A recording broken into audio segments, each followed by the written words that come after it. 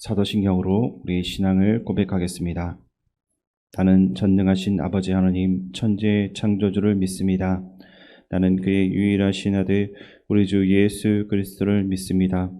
그는 성령으로 잉태되어 동정녀 마리아에게서 나시고 본디오 빌라도에게 고난을 받아 십자가에 못 박혀 죽으시고 장사된 지 사흘 만에 죽은 자 가운데서 다시 살아나셨으며 하늘에 오르시어 전능하신 아버지 하나님 우편에 앉아 계시다가 거기로부터 살아있는 자와 죽은 자를 심판하러 오십니다. 나는 성령을 믿으며 거룩한 공교회와 성도의 교제와 죄를 용서받는 것과 몸의 부활과 영생을 믿습니다. 아멘. 하나님께서 오늘 우리에게 주시는 말씀은 창세기 10장입니다. 구약 성경 12쪽입니다. 창세기 10장을 교독하겠습니다. 노아의 아들 셈과 함과 야벳의 족보는 이러하니라. 홍수 후에 그들이 아들들을 낳았으니 야벳의 아들은 고멜과 마곡과 마데와 야왕과 두발과 메섹과 디라스요. 고멜의 아들은 아스그나스와 리박과 도갈마요. 야완의 아들은 엘리사와 달시스와 기띔과 도다님이라. 이들로부터 여러 나라 백성으로 나뉘어서 각기 언어와 종족과 나라대로 바닷가의 땅에 머물렀더라. 함의 아들은 구스와 미스라임과 북과 가나안이요. 구스의 아들은 스바와 하일라와 삽다와 라마와 삽드가요. 라마의 아들은 스바와 드단이며 구스가 또 니므롯을 낳았으니 그는 세상의 첫 용사라.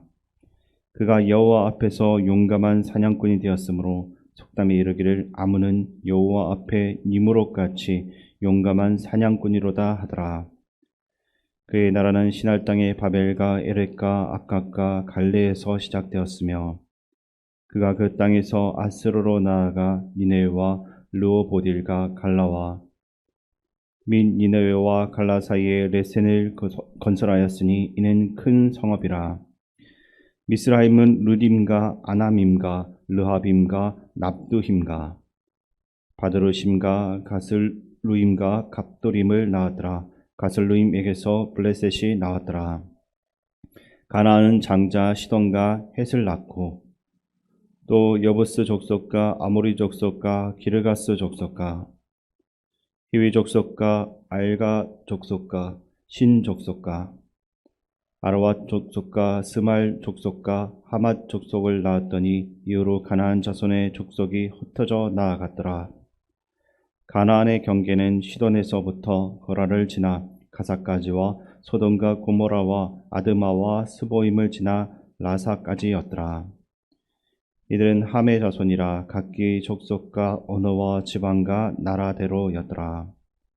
셈은 에벨 온 자손의 조상이요 야벳의 형이라. 그에게도 자녀가 출생하였으니 셈의 아들은 엘람과 아스로와 아르박삭과 룻과 아람이요.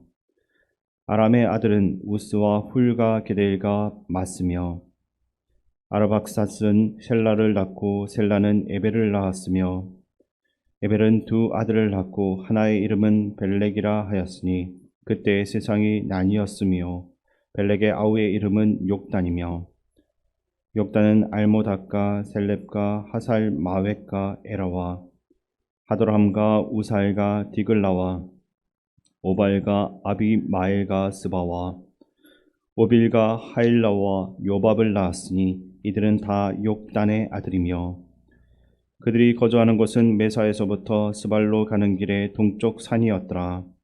이들은 셈의 자손이 그 족속과 언어와 지방과 나라대로였더라. 이들은 그 백성들의 족보에 따르면 노아 자손의 족속들이요 홍수 후에 이들에게서 그 땅의 백성들이 나뉘었더라. 아멘. 창세기 10장은 노아의 후손들의 족보와 그 후예들에 대해서 기록을 하고 있습니다. 10장의 족보를 살펴보시면 야벳의 자녀에 대해서는 2절에서 5절까지 4절을 기록했고 셈의 자녀에 대해서는 21절부터 31절까지 총 11절을 기록했지만 아비의 저주를 받아야만 했던 함의 자녀에 대해서는 무려 15절이나 할애한 것을 볼 수가 있습니다. 이것을 통해 우리는 10장의 족보가 함의 자식들에 대한 기록에 집중하고 있음을 알 수가 있고, 하나님의 택한 백성 이스라엘을 가로막고 하나님을 대대로 거역했던 민족이 다름 아닌 노아의 아들들 중에서 나왔다라는 것을 알려주고 있습니다.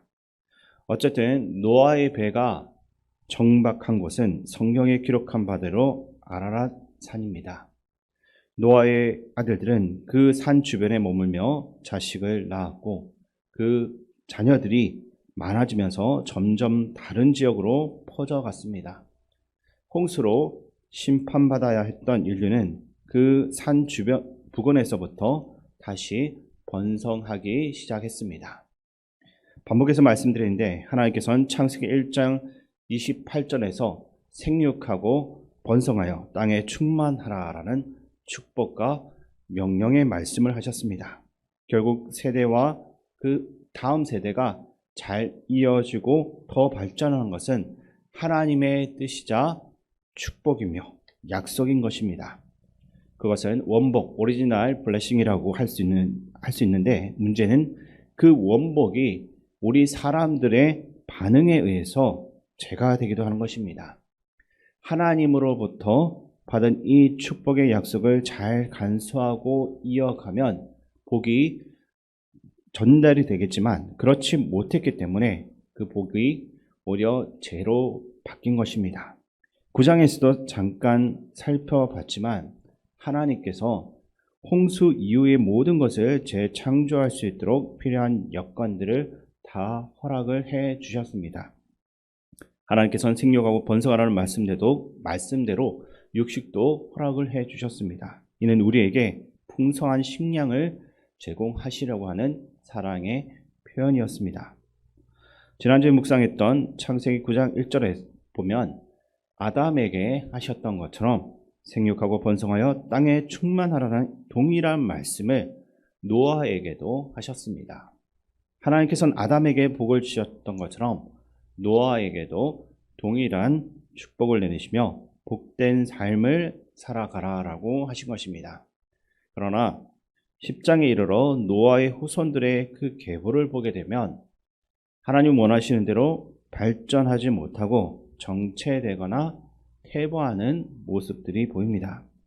하나님은 분명히 그 약속하신 대로 다시 생육하고 번성하도록 하셔서 셀 수 없이 많은 사람들이 등장할 수 있도록 하셨습니다. 하나님은 인간의 죄악과 불순종에도 끝까지 그분의 말씀대로 약속을 지키신 것입니다. 근데 생육하고 번성하는 것이 반드시 이 인간들에게 복이 되었던 것은 아니었습니다. 우리의 반응에 따라 그것이 복이 되기도 하고 죄가 되기도 하는 것입니다. 번성은 단순히 아이를 많이 낳는 것만이 아니라 하나님을 경배하는 좋은 문화를 만들어야 할 의무를 의미하기도 합니다. 수많은 생명을 허락받아 번성하게 되었지만 좋은 문화를 창조하지 못하면 땅을 제대로 다스리지 못하게 되는 것입니다.